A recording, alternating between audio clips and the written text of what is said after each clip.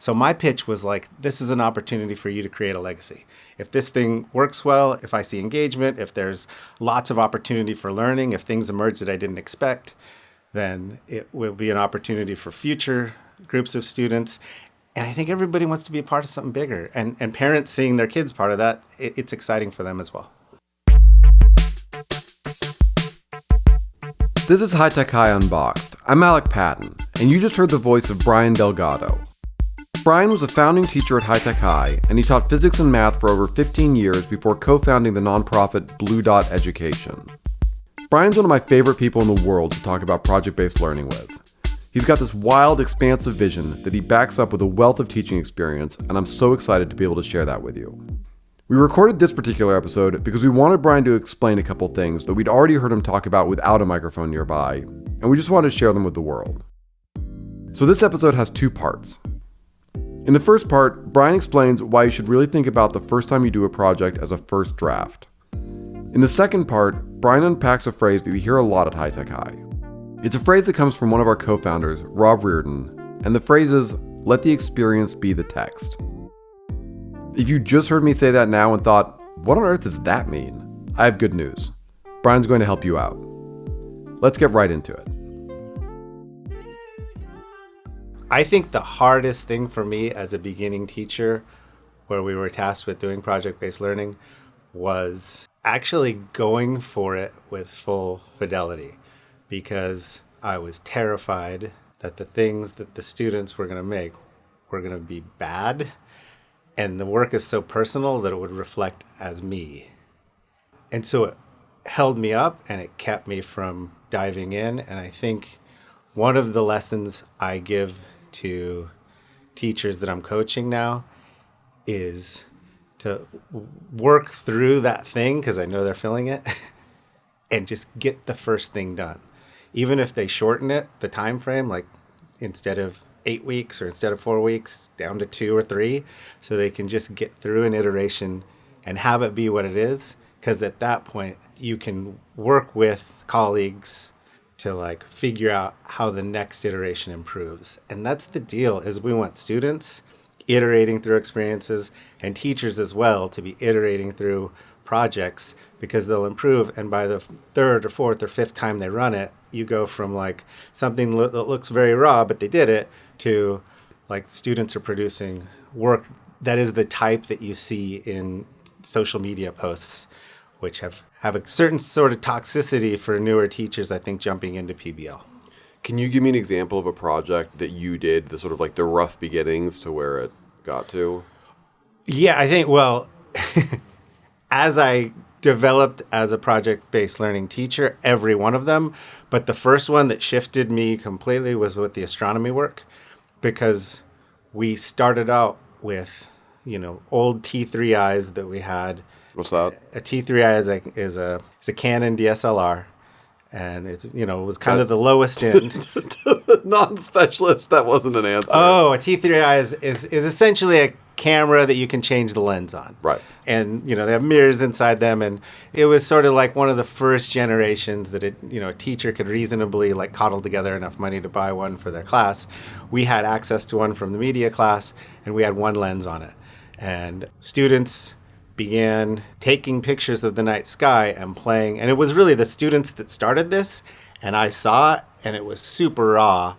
And we went through probably, I would say, 5 or 6 years of iterating on that eventually got to the point where the photos looked like they could have been taken by professionals. And it was both me learning when I could, and students doing a thing where they'd come back and be like, look, I tried this, look what it looks like.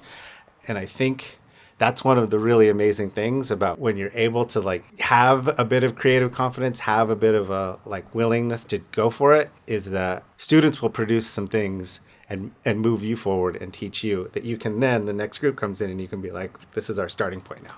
And that's magical, because students realize they're part of this bigger thing that they're building. So part of this is just the magic of doing the same project more than 1 year.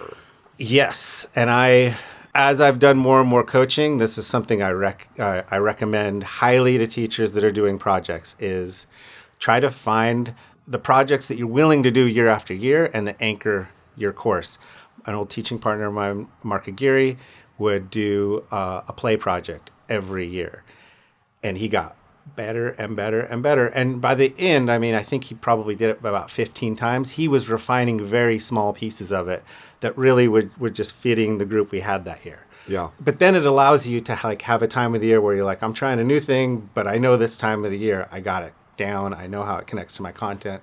It rolls, and I can like refine at the edges. So in a way, if you're a teacher new to PBL, you kind of have to look at it as like, this year is my first draft. Exactly. Yeah, and I think there's like an Ira Glass speech. He's the producer for This American Life, where he talks about any creative work, your first draft is not going to be what your vision is. And so for new teachers out there, just know that the first time you run through the thing, it's not going to meet your vision, and that's okay.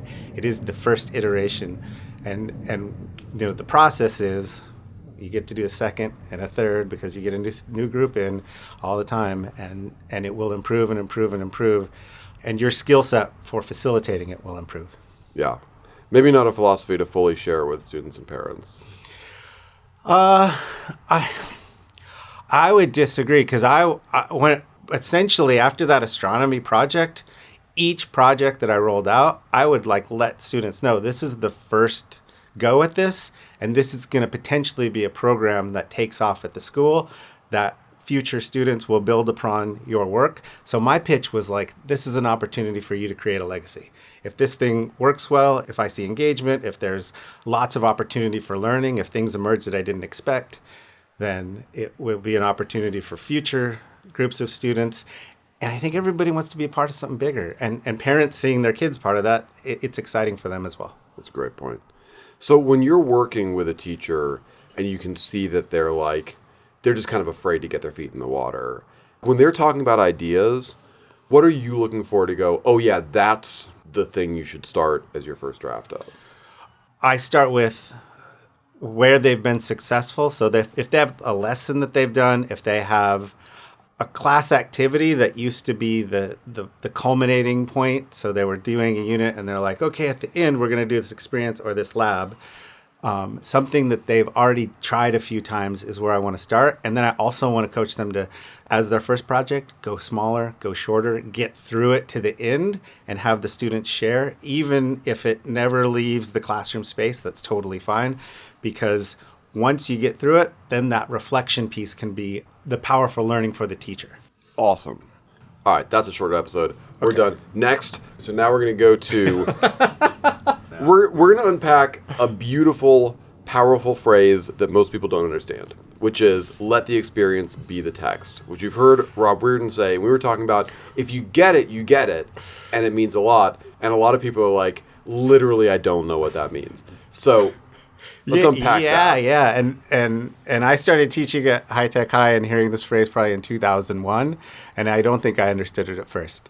But the way I sort of wrap my head around it now is I think of my own experience as a student, and in every single classroom, I had a textbook. And the textbook was what drove the course content. We would flip the page and go to the next unit, and now all that is shifted to LMSs and things that are online mostly. But that still is the text for the course, and I think as a student experiencing that can feel totally contextualist, and like there's no connection to me in this thing. Contextualist meaning without context. Yeah. And so the experience as text phrase in my mind is the fact that a shared experience can serve as the context, can serve as the thing from which the course content flows out of. And so if I, instead of reading about a thing, reading about the stars, reading about some ecological process, reading about the development of a community, I can facilitate an experience where the students get to interact with the thing, get to interact with the plants, get to interact with the stars, get into a community and experience it. Then we can use that as a jumping off point. And the students, because they know their experience, can then bring their own questions, their own thoughts, their own understandings to it. And then the art of me as a teacher is I want to cover this content and I'm going to slide it in here when this question comes up, or I'm going to slide it in here as we're unpacking what we just went through. And then it's like, okay, we did that first iteration of it. and we did some learning about it. Now we're going to do a second iteration with a little bit more understanding, and we're going to go deeper, and that's going to bring about more questions and more thoughts and more avenues. And so the students then, their engagement with that experience becomes the driver for where I can insert content and move the curriculum.